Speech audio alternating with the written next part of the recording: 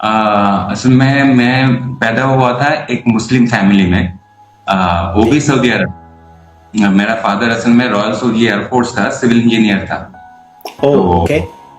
हाँ, तो माँ बाप जहाँ पर रहेंगे, तो मैं इसको मजाक से ऐसा बोलता हूँ कि गाय और सांड जहाँ पर रहेगा, बछड़ा तो उधर ही पैदा होगा। तो इसीलिए मैं सऊदी अरब में ही पैदा हुआ। अब हुआ क्या है कि, वहाँ पैदा होने के कारण और मुस्लिम फैमिली होने के कारण एक टाइम तक मेरा साइकोलॉजी ऐसा ही था कि दुनिया के सारे लोग मुस्लिम ही होते हैं, there is no other religion. मतलब माहौल ही ऐसा बनाया जाता है ना। हम्म। जब तक पेट में भूख रहता है ना, तब तक फिलोसफी वगैरह आता नहीं है। This is the truth. हाँ, करेक्ट। जिस जिंदगी में हमेशा ईएमआई का टेंशन, खाने का टेंशन, हाँ मैं किराया कहाँ से दूंगा अगले हफ्ता, अगले महीने। तो ये सब थॉट जिसके दिमाग में आता है ना, फिलोसॉफी या धर्म, रिलीजन, ये सब किसी के दिमाग में आता नहीं है। वो इवेंट था, वो चीज सबसे ज्यादा मेरे लाइफ को थोड़ा सा चेंज किया। वो किस लिए? क्योंकि तब एक कॉन्सेप्ट हमारे सामने रखा गया कि जिहाद, उसामा बिन लादेन ने ये जो किया है वो सही है, क्योंकि वो जिहाद कर रहा है। हम्म। एज ए मुस्लिम मुझे ये जस्टिफाई करवाया जा रहा था और मुझे यही सिखाया जा रहा था कि you have to say the same thing. अरे भाई, मैं आईटी इंजीनियर हूं, मुझे पता है हाउ एआई वर्क्स। इवन ये एआई भी जो है ना, मुक्त तरीके से सोच सकता है, और मैं हाँ। इंसान हूं, नहीं सोच सकता। हम्म। हाँ, वो चीज तो पहले से ही मुझे ट्रिगर कर रहा था कि चलो स्लेवरी कर रहा हूँ। फैमिली भी था, तो फैमिली को भी देखभाल करने के लिए मुझे स्लेवरी ऐसा करना से। पड़ रहा था, कॉम्प्रोमाइज। और ये सिर्फ मैं अकेला नहीं, ये दुनिया का 98% लोग वही कर रहे हैं। हम्म। तो अभी बता दो कि आपने जो बोला है कॉर्पोरेट वर्ल्ड, सर वो वर्ल्ड तो है, लेकिन all the corporate job holders are slaves. I am sorry to say, ये अगर किसी को बुरा लगे। असल में सन्यासी जो भी बोलता है ना, वो किसी को खुश करना या दुखी करना उसका सही मोटिव है। होता है। बिल्कुल। दोस्तों नमस्कार। मैं त्रिभुवन अपने channel spiritual talk bye TT में आपका हार्दिक स्वागत करता हूं। आज हमारे साथ एक ऐसे व्यक्तित्व हैं जिनकी जीवन यात्रा वास्तव में अद्भुत और एक बहुत ही प्रेरणादायक है। उनका नाम है सत्यनिष्ठ आर्य, और उनका ओरिजिनल जो नाम है वो है सन्यूर रहमान। तो जानेंगे उनसे, उसके बारे में बहुत डिटेल में हमारी बात होगी अभी। सऊदी अरब में एक मुस्लिम परिवार में जन्म, फिर लगभग 2 डेकेड्स 20 साल के आसपास कॉरपोरेट दुनिया में सफल सॉफ्टवेयर इंजीनियर के रूप में वो उन्होंने कार्य किया वहीं सऊदी में। लेकिन इसके बाद उन्होंने अपनी इस आईटी की बेहतरीन जॉब छोड़ करके सारी प्रतिष्ठा, सुविधाएं जो लग्जरी होती हैं आईटी पीपल्स के लाइफ में, वो सारा कुछ छोड़ के आपने तय करा और आपने अपनाया सनातन धर्म का मार्ग। और आप इंडिया के जो आर्य समाज संस्थान है, जिसके जो हैं दयानंद सरस्वती जी के फाउंडेड जो आर्य समाज है, उसको आपने अपनाया, उसके मार्ग पर अपनाया। उसके बाद आपने वेदों की स्टडी करी और सनातन धर्म के कई स्क्रिप्चर्स को आपने पढ़ा, और वे और आपने कई किताबें भी लिखी हैं, जैसे आपका my journey to truth, echoes of salt, enlightenment जैसी जो है कई किताबें आपने लिखी हैं। और आपने जो सामाजिक जो मुद्दे हैं उन पर बड़ी निर्भीकता से, निडरता के साथ आपने अपने विचार भी उन पर रखते हैं। तो चलिए सुनते हैं उनसे उनकी कहानी। मुस्लिम से सनातन की ये जो यात्रा है वो आपके दिल को छू लेगी और आपकी सोच को एक नई दिशा भी प्रदान करेगी। तो सबसे पहले मैं सत्यनिष्ठ आर्य जी, आपको इसी नाम से अब बुलाऊंगा क्योंकि ये आपका एग्जिस्टिंग नाम है। आपका बहुत बहुत स्वागत है मेरे पॉडकास्ट में। और बहुत बहुत धन्यवाद है कि आपने समय निकाला और आप हमसे हमारे चैनल पर बात कर रहे हैं। बहुत बहुत स्वागत है आपका। ओम नमः शिवाय सबको। अरे ये मेरी भाग्य है कि मुझे कुछ योग्य समझा कि YouTube में मुझे प्रचार किया जाए, नहीं तो सन्यासी वैल्यू नहीं दिया जाता। नहीं, ऐसा नहीं है, बट आपकी जो जर्नी है that is really amazing and remarkable. वहीं से शुरू करते हैं। सबसे पहले आप अपना बचपन, प्रारंभिक जीवन, खासकर जो अरब में पले बड़े, वहां पर आपका बचपन बीता, एक मुस्लिम फैमिली में आप पैदा हुए, और उसके बाद थोड़ा सा इसके बारे में, अपने बचपन के बारे में और अपने इस प्रारंभिक जीवन के बारे में थोड़ा सा वहां से शुरू करते हैं चर्चा। असल में मैं पैदा हुआ था एक मुस्लिम फैमिली में, वो भी सऊदी अरब। मेरा फादर असल में रॉयल सऊदी एयरफोर्स था, सिविल इंजीनियर था। ओके। हाँ, तो माँ बाप जहाँ पर रहेंगे, तो मैं इसको मजाक से ऐसा बोलता हूँ कि गाय और सांड जहाँ पर रहेगा, बछड़ा तो उधर ही पैदा होगा। तो इसीलिए मैं सऊदी अरब में ही पैदा हुआ। अब हुआ क्या है, वहां पैदा होने के कारण और मुस्लिम फैमिली होने के कारण एक टाइम तक मेरा साइकोलॉजी ऐसा ही था कि दुनिया के सारे लोग मुस्लिम ही होते हैं, there is no other religion. मतलब माहौल ही ऐसा बनाया जाता है ना। प्रॉब्लम ये है कि मुझे क्वेश्चन करने के लिए कुछ और मिला नहीं। जो मेरे सामने घट रहा था उसी को ही क्वेश्चन करने के लिए एक ही ऑप्शन बचा हुआ था। तो ये इनलाइटमेंट जो होता है वो बस सवालों का जवाब ही होता है, लेकिन सवाल वैल्यूएबल होना चाहिए। हाँ, ऐसा नहीं कि तुम कैसे हो। हाँ, ये तो दुनियादारी का फॉर्मेलिटी है, ये कोई जानना नहीं चाहता कोई कैसा है। किसी को कोई जरूरत नहीं है, बस ये एक फॉर्मेलिटी है। असली क्वेश्चन तो ऐसा होना चाहिए कि मैं आया कहां से हूं। तो मैं मुस्लिम फैमिली में होते हुए भी वहां के कल्चर मुझे फॉलो करने थे, लेकिन मेरा क्वेश्चन ये था, मैं कर क्यों रहा हूं, why I am doing this. अब होता यह है कि ये जब तक पेट में भूख रहता है ना, तब तक फिलोसफी वगैरह आता नहीं है।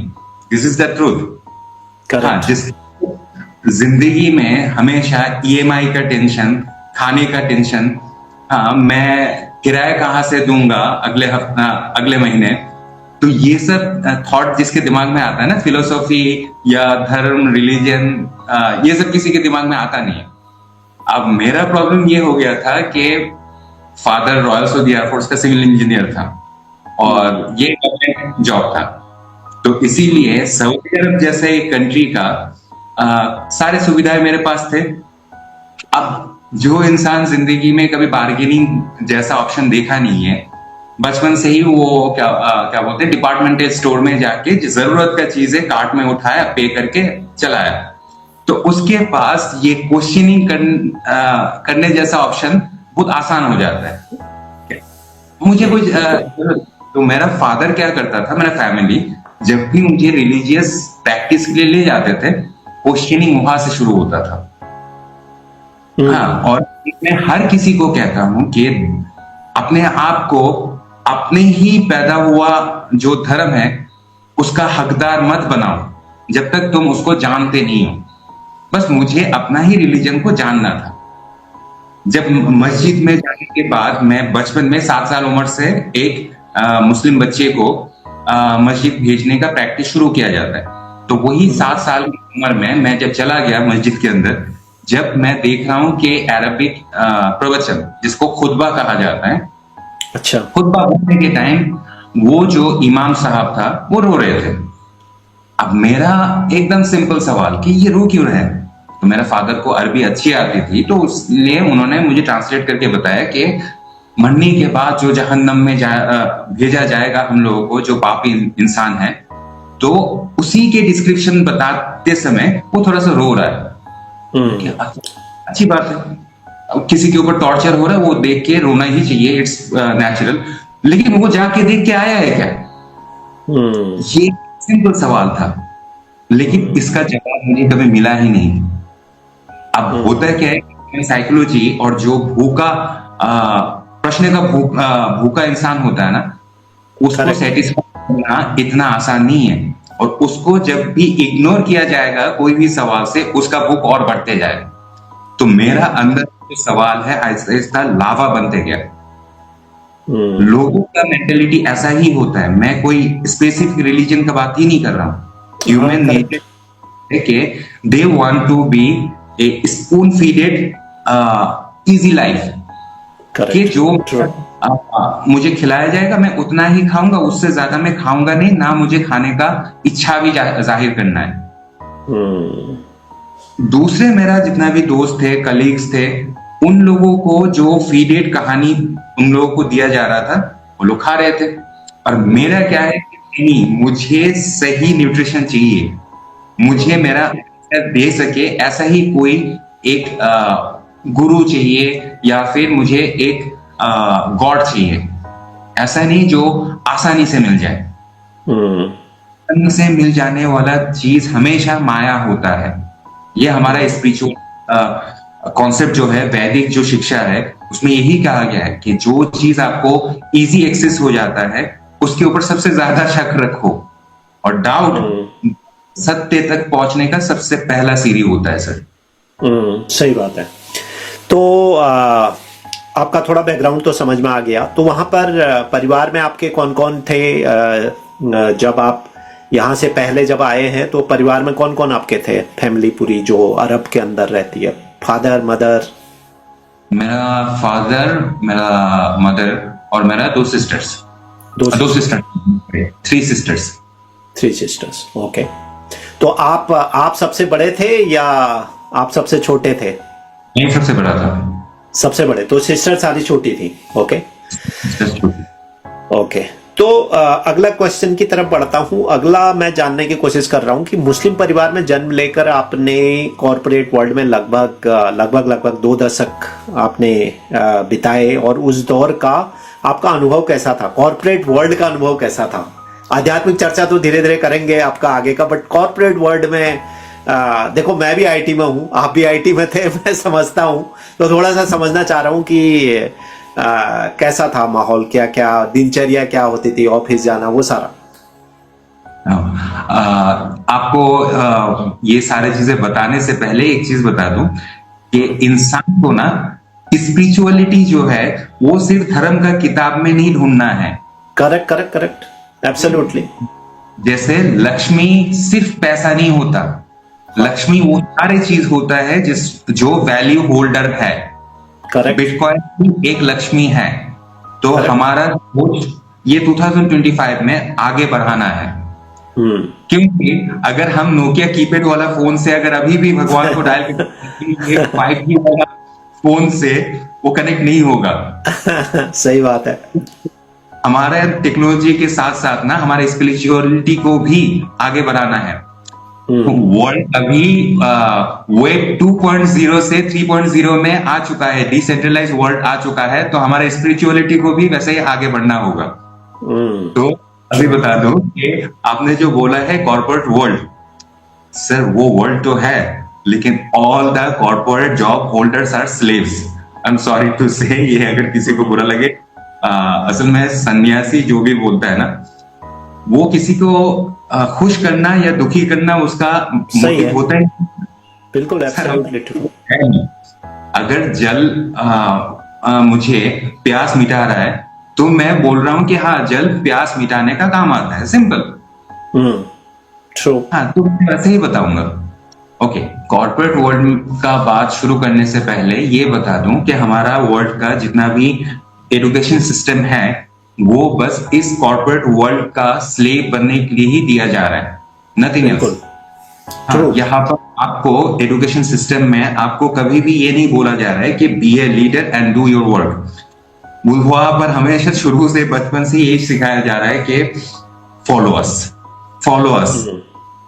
You can think out of your syllabus. जो हम लोगों ने दिया इससे बाहर सोचना भी पाप है। करेक्ट। समझ लेना, सोचना भी पाप है, इलीगल है, फोरबिडन है, टैबू है। ये सारे वर्ड्स जो है दुनियादारी का बनाया हुआ है, जो मैं की ट्रू। तो एजुकेशन में मेरा एजुकेशन ये था कि bachelor in computer science and engineering मैंने कंप्लीट किया था, उसके बाद मुझे ये जो एकेडमिक जो एजुकेशन सिस्टम है उससे तो बहुत पहले मन उठ चुका था। हाँ, उससे मैं बहुत पहले संन्यास ले चुका था कि दिस इज ऑल माया। हाँ, तो बाद में मुझे यही अच्छा लगा कि if you are skilled and someone is giving you respect, I will do that. हाँ, मुझे कोई एकेडमिक कोई सर्टिफिकेट या पट्टा लेके मुझे घूमना नहीं है कि I am licence holder dog. वो विदेश में होते हैं वो लाइसेंस हो, इधर तो बिना पट्टे के घूमते हैं।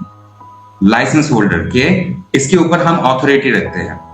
तो बिना होल्डर भी आपके पास अगर कोई एजुकेशन बैकग्राउंड ना भी हो, लेकिन आपके पास अगर MCAC का कोई भी सर्टिफिकेट है, स्किल, करेक्ट, हाँ, या फिर CCNS, Cisco certified network administration, skill based education, तो मुझे ये स्किल बेस्ड एजुकेशन को मैं सपोर्ट करने लगा। और जो चीज मैं सपोर्ट करूंगा ऑफ कोर्स मैं खुद अपनाऊंगा भी।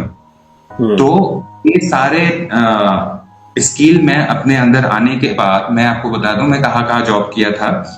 असल में मैं फिलोसॉफी की वजह से मुझे बाहर निकाला गया, काफी जगहों से मुझे निकाला गया, लेकिन असल में जीने के लिए इस जगत में पैसा चाहिए। ये बहुत ही कड़वा गंदी सच, बिल्कुल रियलिटी है। That is the reality, this is reality. But क्या करें, ये हो चुका है, हम लोगों ने खुद बनाया है। ये प्रीति ने फ्री का एप्पल लटका हुआ दिया था, हम लोगों ने उसको कैपिटलाइजेशन करके उसके ऊपर स्टिकर लगा के बोल रहे हैं कि प्रकृति जो दे रहा है उससे भी ज्यादा महंगा हमसे खरीदो। सही बात है। अरे मैं आपको इसी वीडियो में एक एग्जांपल दे देता हूँ, मेरे पास एग्जांपल्स बहुत होते हैं, क्योंकि इंसान को अगर कहानी के द्वारा ना समझाओ, लोग धर्म भी नहीं समझते। राम को तभी समझ पाते हैं जब राम कहानी सामने लाया जाता है, कृष्ण को तभी समझा जाता है जब महाभारत सामने आते हैं। ये जगत शुरू हुआ था ना, from the big bang theory and all. इस जगत में पानी जो है ना, ये फ्री का ही बह रहा था। हाँ, ये जो गंगा बोलो या जमजम बोलो, ये H2O ये फ्री का ही बह रहा था। हम जैसे इंसान, उसने एक प्लास्टिक आविष्कार किया, वही फ्री का पानी को इसके अंदर डाला और अभी 30 रुपए का है, ब्रांडेड 30 रुपए का बेच रहा है। असल में हम क्या करते हैं कि फ्री का पानी हम लोग पैसा दे के खरीद रहे हैं। ये क्या हम लोग माया भी नहीं कर रहे, झूठा काम ही है ना। फ्री का पानी अगर हम पैसा दे के एक नौटंकी कर रहे हैं, इसमें प्रकृति का क्या दोष। तो कॉर्पोरेट वर्ल्ड मुझे ये सिखाया है कि तुम कितना भी जीनियस हो जाओ, you have to be a slave. अगर तुम्हारे ऊपर अगर कोई इडियट को भी बिठा दिया गया है बिकॉज ऑफ हिज चाटुकारिता, हाँ वो आप समझ गए, हाँ तो चाटुकारिता वो एक होता है, काफी सारे आसन होता है ना हमारे योग आसन, इसको बोलते हैं हम चापलूस आसन। चापलूसी कर करके आप ऊपर पहुंच गए। ये हर जगह होता है सर, मैं जब स्कूल में भी था, एवरीवेयर, तो मैं तो मुस्लिम कंट्री में ही मैं एजुकेशन लिया था, तो वहां पर भी हमारा स्कॉलरशिप होते थे क्लास 5 और क्लास 8 में। तो क्लास 8 में तब तक ना ऑलरेडी हमारा क्या बोलते हैं, जवानी आ चुकी थी, मतलब टीनेज में हम लोगों ने पैर रख दिया है। और सऊदी ऐसा कंट्री जहां पर औरतें मतलब बुर्का, मतलब आप समझ लो कि आप क्या बोलते हैं, आपके सामने पेंगुइन्स हैं। औरतें मतलब पेंगुइन्स घूम रहे हैं आपके सामने, you can see only dresses.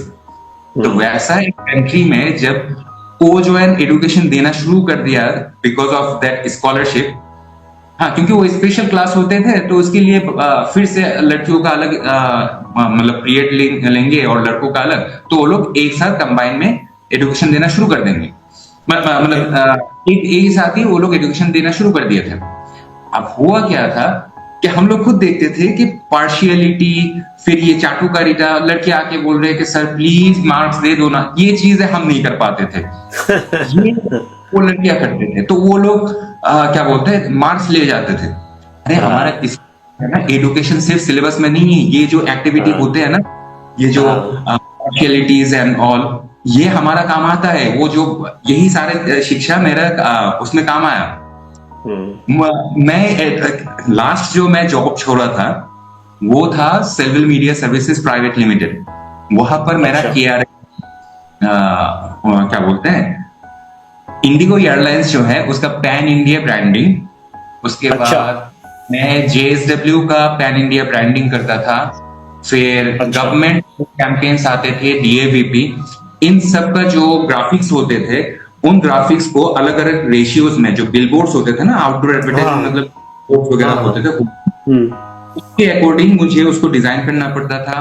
फिर जो जितना भी कॉर्पोरेट ऑफिस होते थे उसका ब्रांडिंग जो होते थे, हाँ, वो ब्रांडिंग करना या फिर प्रोडक्ट ब्रांडिंग करना, ये था मेरा KRA। और जिंदगी भर यही करते रहा। मतलब मैं वही चीज, देखे, जो चीज जैसा नहीं है उसको वैसा दिखाना ही मेरा काम था। मतलब करेक्ट। मैं सच बता रहा हूं, मैं कोई भी एक भी चीज मैं स्क्रिप्चर से नहीं बता रहा हूं, मैं अपना लाइफ का ही बता रहा हूं कि जब मैं बहराइन, आप कंट्री का नाम सुने होंगे, बहराइन नाम का एक हाँ। कंट्री, हाँ। वहां बहराइन। पास्ता एक्सप्रेस में मैं जॉब करता था। वहां पर मेरा काम था कि पास्ता एक्सप्रेस का मेन प्रोडक्ट था पास्ता, जैकेट पोटैटो, और उनका दूसरा एक सिस्टर कंसर्न कंपनी था डेस्टिनेशन बर्गर। ये ओके। जो नाम पता है वो सारी चीजें आप गूगल में सर्च कर सकते हो, अभी भी है। उनका हेड ऑफिस बहराइन ईसा टाउन में है, जहां पर मैं अपॉइंटेड था। ओके। तो मैं वहां का ब्रांडिंग हेड था। ओके। उन लोगों का जो पास्ता एक्सप्रेस का जो स्लोगन होते हैं, आप एक चीज समझ लो, एडुकेशन कितना इंपॉर्टेंट है। पैसा हर किसी के पास हो सकता है, जैसे बहराइन के पास इतना पैसा है, वहां का एक दिनार इंडिया का 223 रुपए है। ओह। ओके। तो वहां पर मुझे आप बता देता हूँ, 600 दिनार, हाँ, उस 600 मुझे सैलरी मिलता था। तो हुआ क्या था कि वो लोग ना अपना कंपनी काफी सालों से चला रहे थे। तो एज ए ब्रांडिंग हेड मैंने उन लोगों को सजेस्ट किया कि सर, आप ना आपका ब्रांडिंग का एक स्लोगन दे दो। हाँ, क्योंकि कॉर्पोरेट बिजनेस हो या धर्म हो, you have to keep a motto और ए स्लोगन। जैसे हमारा इस्लाम का स्लोगन है कि the religion of peace, Islam the religion of peace. LG lives good. हाँ, फिर घड़ी डिटर्जेंट पाउडर कि पहले इस्तेमाल करे फिर विश्वास करे, हर एक लोगो उसको हाँ। एक स्लोगन चाहिए। तो उस स्लोगन है। बात का मैंने एक मोटो दिया था, they tried once to tried always. Okay. हाँ, मतलब बार बार खाने के लिए एक बार खा के देखो, मतलब हाँ। एक तरह का एडिक्शन। हाँ। हाँ, वो मेरा दिमाग में क्रिएटिविटी आया था, तो मैंने उन लोगों को दिया था, बेचा था। तो हुआ क्या था कि मैंने उन लोगों को पहले ऑफर किया कि सर, एक काम करें कि आप लोगों का कोई मोटो है नहीं, तो आप एक मोटो रख लीजिए। मैंने कहा हाँ रख लो, कितना पैसा लगता है, खरीद लो।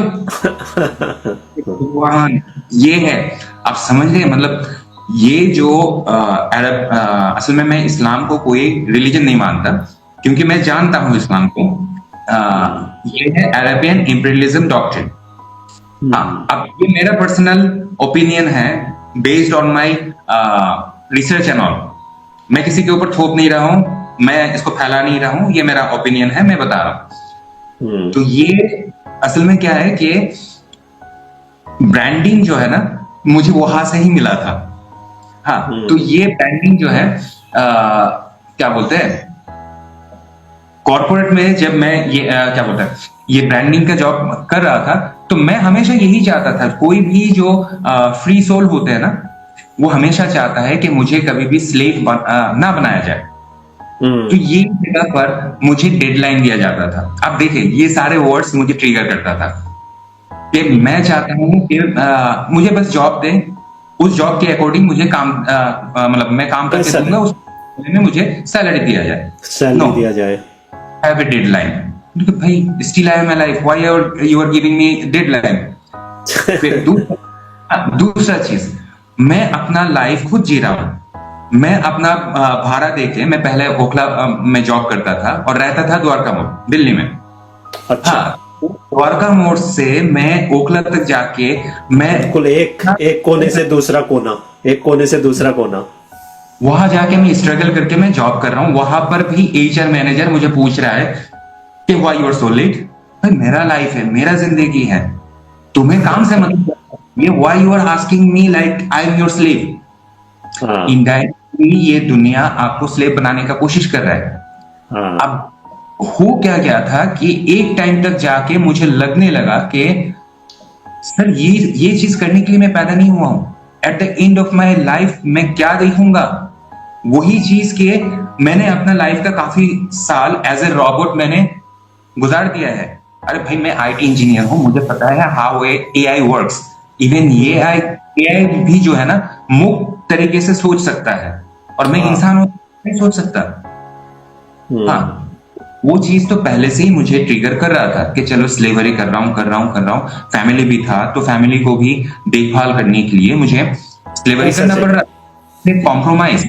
और ये सिर्फ मैं अकेला नहीं, ये दुनिया का 98% लोग वही कर रहे हैं।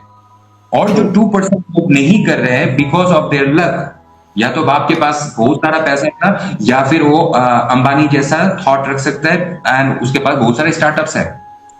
ये 2% को छोड़ के बाकी 98% यही काम कर रहा है, स्लेवरी। अब मेरे साथ एक हादसा हुआ था। हर एक इंसान को ना कुछ एक ट्रिगर पॉइंट चाहिए। मेरा एक जूनियर एक लड़की हुआ करती थी जो एज ए सेल्स गर्ल उधर काम करती थी। अब वो लड़की ने सडनली जो कॉर्पोरेट पॉलिटिक्स हुआ करता है ना, वहां पर जो मैंने बोला है कि चापलूस शासन होता है, तो एक चापलूस शासन ऐसा भी होता है कि गिव एंड टेक। उसमें क्या हुआ कि एफआईआर हुआ, उसमें फिजिकल जो नीड्स है वो एक्सचेंज हुआ। You understood what? Yes yes. वो होने के बाद वो जो लड़की जो 25,000 के सैलरी पे थी, वहां पर ऑलरेडी मेरा 35,000 ऑलरेडी सैलरी है because of my skill and experiences. तो ये 25,000 लड़की without any skill and experience suddenly because of that reason, that taboo, उसको बिजनेस हेड बना दिया सडनली। मेरा एचआर मैनेजर मेरे को मेरे पास अभी भी वो जो है वो प्रमोशन लेटर मेरे पास आज भी है। वो प्रमोशन में लिखा गया है कि you have to report to her. Okay. Sir slavery कुछ भी कर लो, एक आर्टिस्ट हूं मैं। मेरा पीछे जो पेंटिंग्स देख रहे हैं ना, ये मेरा आर्ट सिंबल है, ये गॉड गिफ्टेड होता है। और artist always a crazy person. अब मेरे पास जब आ रहा है कि विदाउट एनी टैलेंट एंड मतलब ये सब, वो भी इजी एक्सचेंज जो होता है ना इस दुनिया का सेक्स एंड फेयर, ये दो प्रोडक्ट आसानी से बिक जाता है, सेक्स एंड फेयर। तो वही चीज मैंने ट्रेड किया है सेक्स का। तो मैं नहीं कर सकता सर। हाँ, तो मैंने उसी टाइम मैं अपना बॉस के साथ बात किया कि सर मैं ये नहीं सह सकता। हाँ, तो बॉस ने पूछा कि रीजन क्या है। अब समझना कि उस चीज को छोड़ने का रीजन देखे कि रखेलों को कोठे में रखा जाता है, राज दरबार में बिठाने से राज्य पतन होता है। असल में क्या है कि मैं कभी भी बुरा या गलत नहीं बोल रहा हूं, मैं बोल रहा हूं कि अलग अलग वाइब्रेशन का जो कार्य है उसको अलग अलग जगह रखा जाए, कि दोनों को एक साथ रिमिक्स ना किया जाए। करेक्ट। भाई तुम कर रहे थे, करो, कोई दिक्कत नहीं। तुम जैसा थॉट जो लोग रखते हैं उन लोगों के लिए बैंकॉक रखा हुआ है, डोंट वरी। जाओ उधर का कल्चर वो अपना के फिर वापस आ जाओ। सही बात है। हम पर कर्म योग हो रहा है, जहां से मैं काम मतलब कमा के, मैं सच बोल रहा हूँ कि वही कंपनी से मैं कमा के मेरा जो बेटा हुआ था, उस बेटे का डिलीवरी का जो कॉस्ट आता है, क्योंकि इस जगत में कुछ भी फ्री नहीं होता। तो बच्चा हमें फ्री में ही आ रहा है। कंसीव करना ये प्रकृति का फ्री का दिया हुआ आशीर्वाद था। वो बच्चा फ्री में बड़ा हो रहा था माँ के पेट में, फ्री का ही ऑलरेडी नेचुरली बाहर निकल जाता। लेकिन हमारा साइकोलॉजी ऐसा तैयार किया गया है throughout our education system and media कि ये बहुत पेनफुल प्रोसेस है, लड़कियां मर जाएंगे। हाँ, तो नहीं जरूरी है। हाँ, हाँ सिजेरियन होना जरूरी है, तो मेरा वाइफ का साइकोलॉजी उधर ही, मतलब प्लेसिबो इफेक्ट जिसको बोला जाता है, उससे ऑलरेडी उसका साइकोलॉजी टूट चुका था। हाँ, तो वो जो सिजेरियन का जो चार्ज है वो भी मैंने उसी सैलरी से ही दिया था, उसी जॉब का ही सैलरी से, तो उसको मैं कैसे श्रद्धा ना करूं। तो वहां पर जब गंदगी फैल गया तो उसको छोड़ना मेरा मजबूरी नहीं, वो मेरा दायित्व बन चुका था। वो भी छोड़ दिया। फिर काफी दिन कोशिश भी किया था कि मैं क्या बोलते हैं फ्रीलांसिंग करूं, तो फ्रीलांसिंग में भी मैं काफी दिन अच्छा काम किया था। लेकिन असल में क्या है कि जो पंछी उड़ना चाहता है ना, उसको कितना भी सोने का पिंजरा देते रहो, उसको बोले कि भाई पिंजरा खोल दो, मुझे नहीं चाहिए। क्योंकि सच्चाई तब तक मुझे सब समझ में आ चुका था कि ये दुनिया पूरा आपको तब तक सेटिस्फाई कर सकता है जब तक आप उसको सेटिस्फेक्शन की तरह लेते रहो।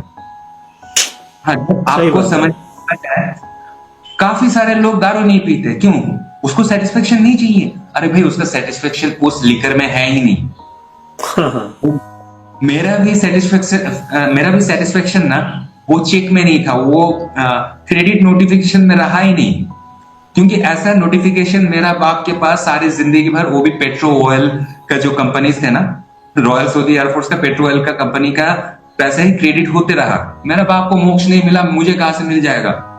और सच बता रहा हूँ, आई दे आर। लेकिन मुझे इतना पता है, लास्ट मुझे इतना मैसेज मिला था कि मेरा फादर ने 1,65,00,000 का एक फ्लैट खरीदा है और लोग उधर ही रह रहे।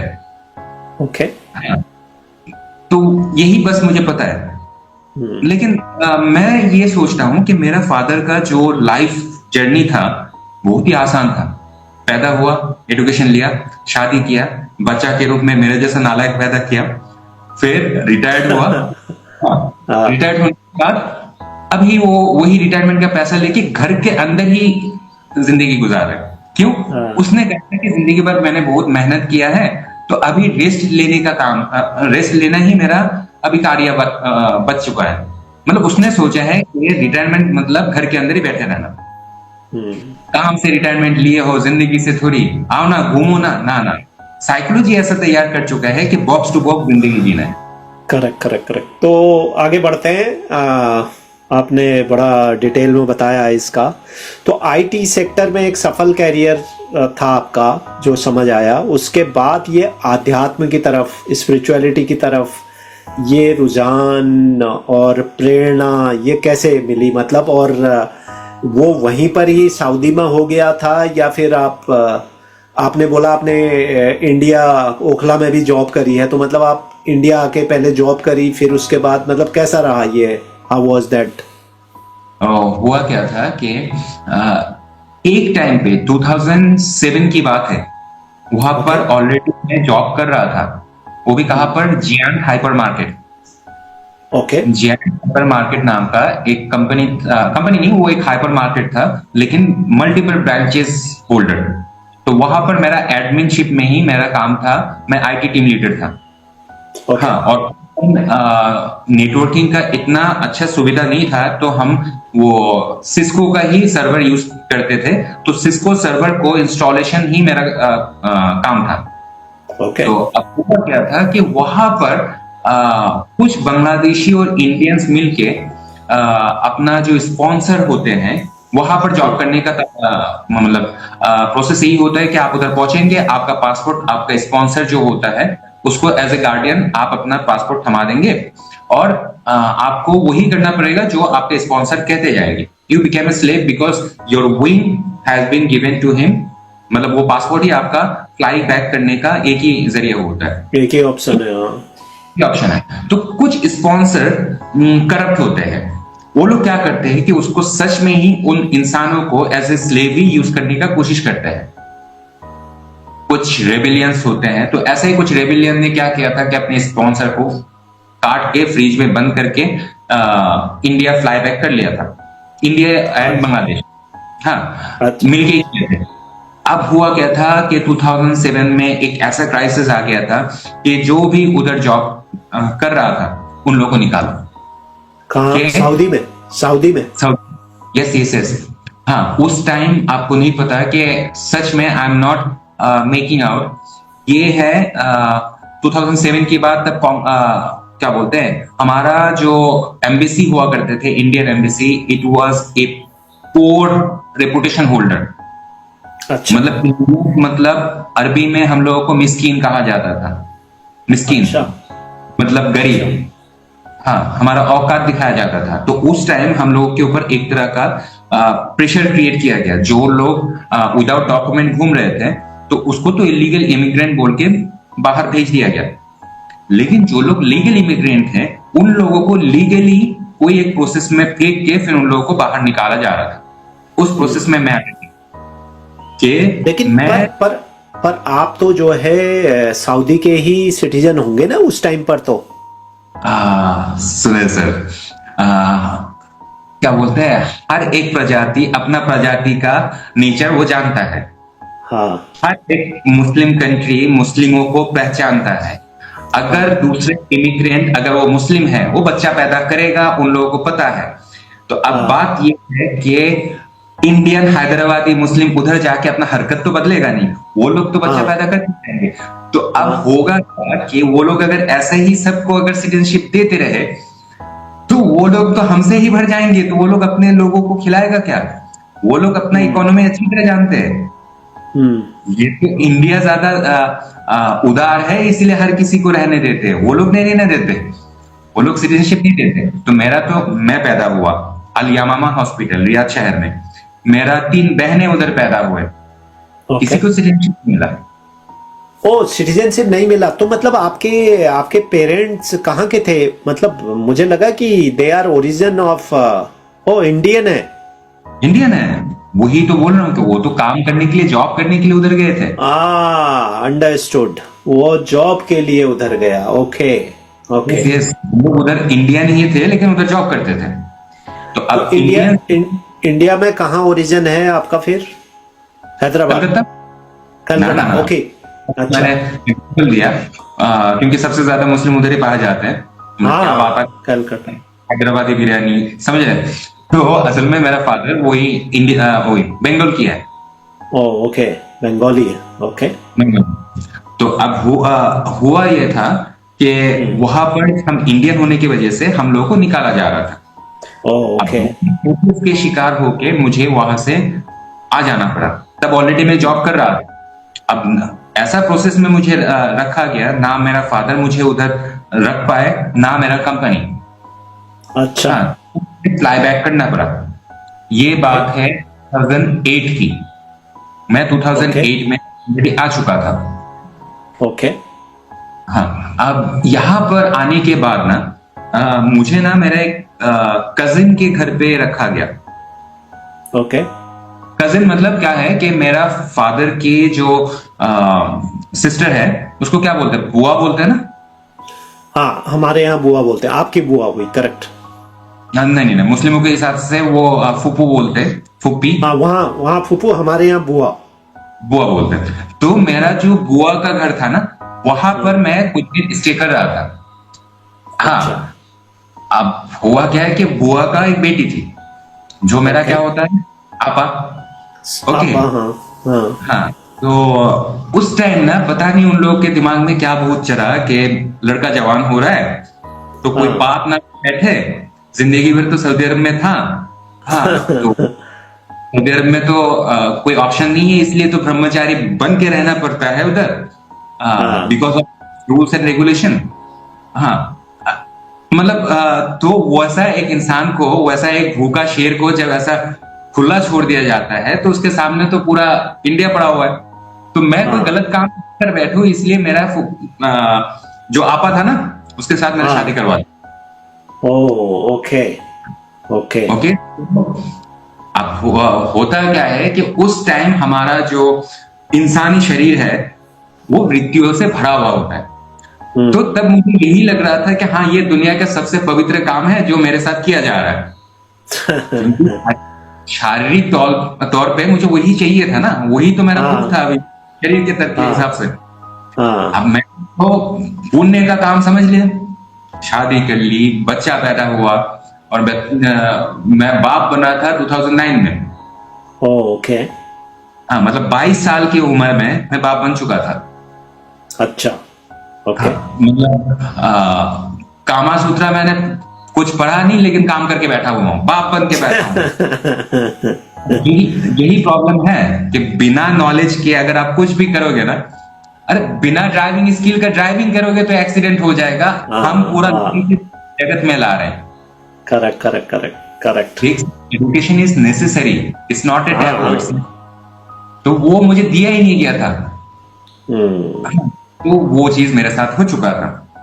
I was a victim. हाँ, लेकिन उस टाइम तक मुझे लग रहा था कि यही नियम है, यही जिंदगी है। लेकिन हुआ क्या था कि सऊदी अरब में सारे के सारे 99.99% सारे मुस्लिम हुआ करते हैं। हाँ, वो तो है। पाकिस्तानी जाते हैं सारे मुस्लिम, हैदराबादी जाते हैं मुस्लिम, बांग्लादेशी जाते हैं मुस्लिम। हाँ, वहां पर सारे ही मुस्लिम ही हुआ करते थे।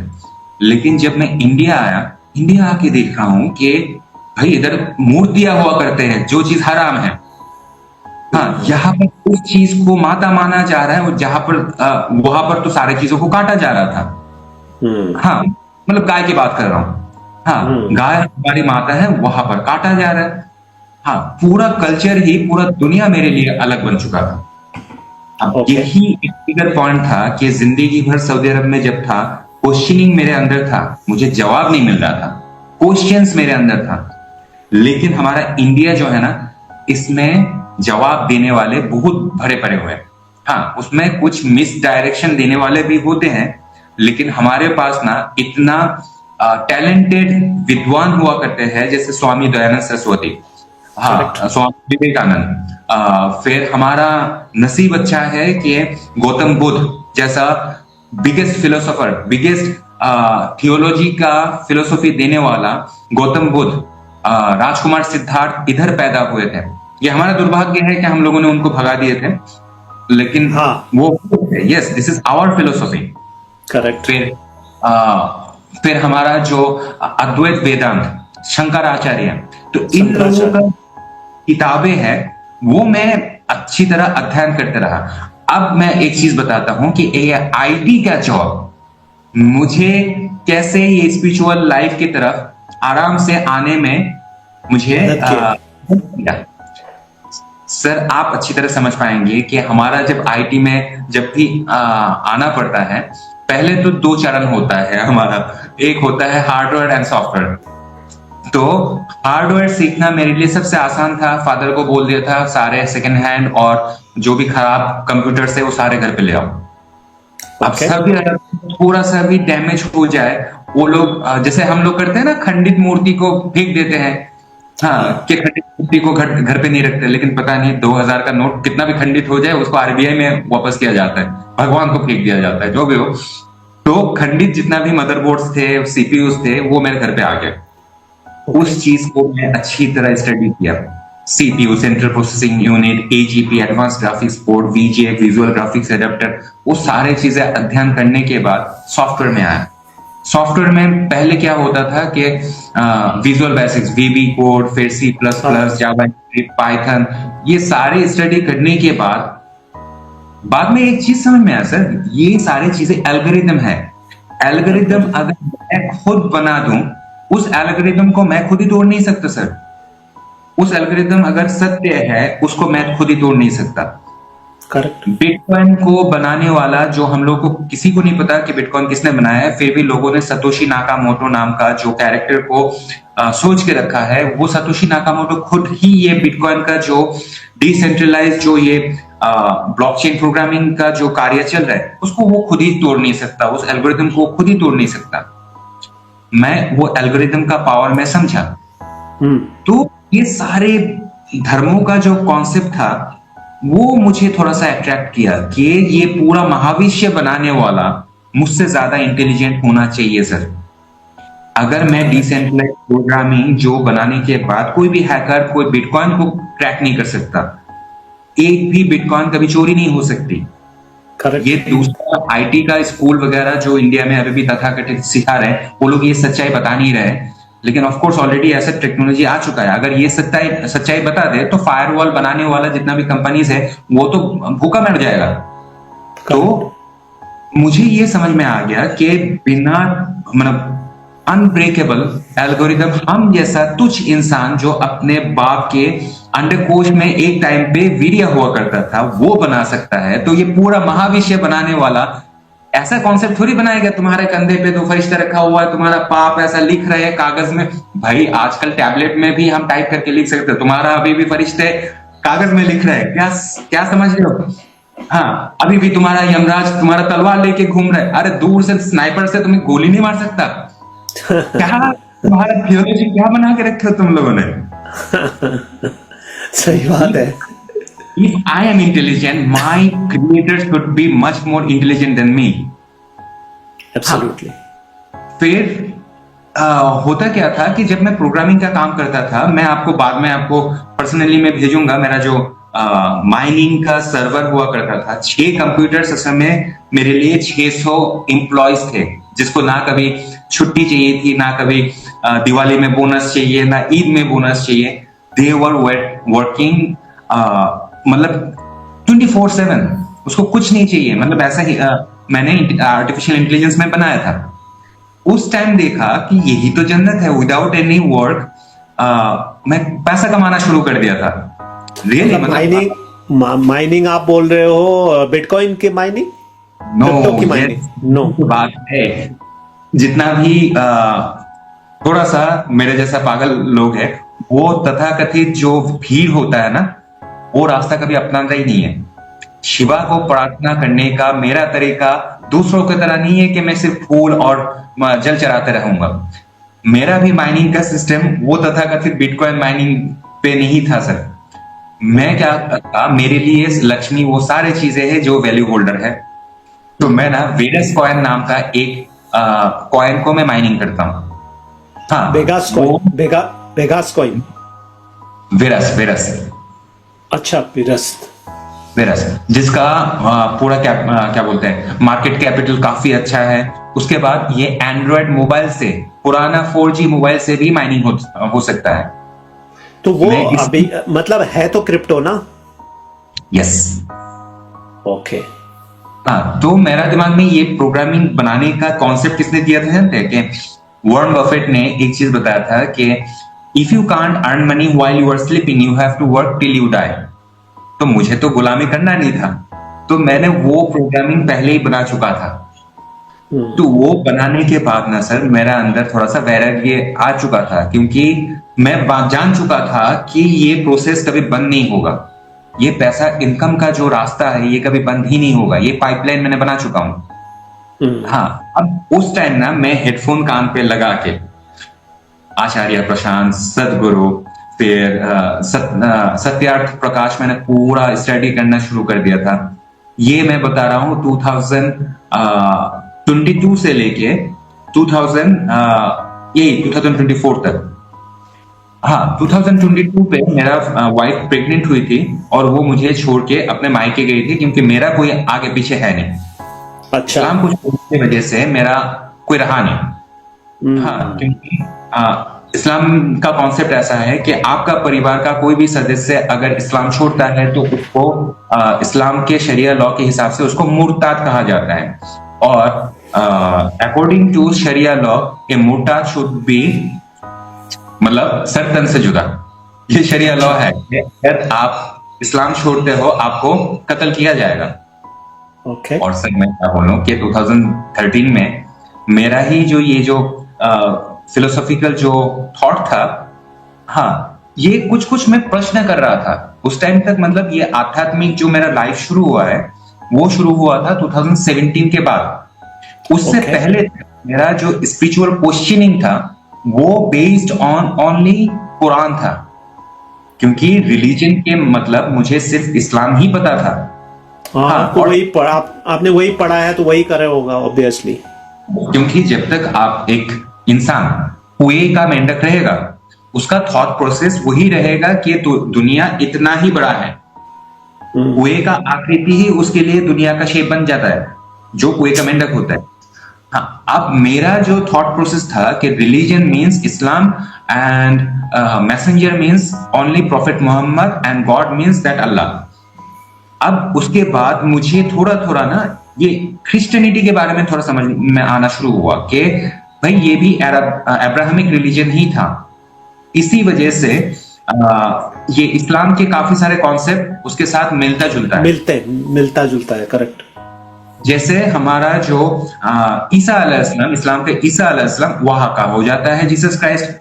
हाँ, हमारा जो मरियम होता है, मतलब जीसस क्राइस्ट का मदर, वो होता है मदर मैरी। हाँ, उसके बाद जो मूसा होता है, हमारा मूसा अलैहिस्सलाम जिसको बोला जाता है इस्लाम में, वो हो जाता है मोसेस। तो मेरा क्वेश्चनिंग शुरू हुआ था रिलीजन बेस्ड, मतलब इस्लाम के ऊपर। और इस्लाम में सबसे ज्यादा मुझे ट्रिगर किया था क्योंकि एज यू नो मैं पैदा हुआ था 90s में, 1987 में मैं पैदा हुआ था। तो मुझे ना दुनिया का सबसे बड़ा इवेंट 2001 में जो 9/11 हुआ था, हाँ, ट्विन टावर वाला। हाँ, 2001 में हुआ था, 2000 में हुआ था, 2001 था शायद। हाँ, 9/11 का जो वो इवेंट था, वो चीज सबसे ज्यादा मेरे लाइफ को थोड़ा सा चेंज किया। वो किस लिए? क्योंकि तब एक कॉन्सेप्ट हमारे सामने रखा गया कि जिहाद, उसामा बिन लादेन ने ये जो किया है वो सही है क्योंकि वो जिहाद कर रहा है। एज ए मुस्लिम मुझे ये जस्टिफाई करवाया जा रहा था और मुझे यही सिखाया जा रहा था कि you have to say the same thing. Osama bin Laden whatever he is doing good, क्योंकि मुस्लिमों के ऊपर बहुत ज्यादा अत्याचार किया गया है। They are tortured by the infidels, मतलब काफिरों के द्वारा काफी बार अत्याचार किया गया है। ये विक्टिम कार्ड खेलना ये दुनिया का बहुत पुराना गेम है। ये इस्लाम में बहुत पहले भी किया गया था, बाद में अभी भी किया जा रहा है।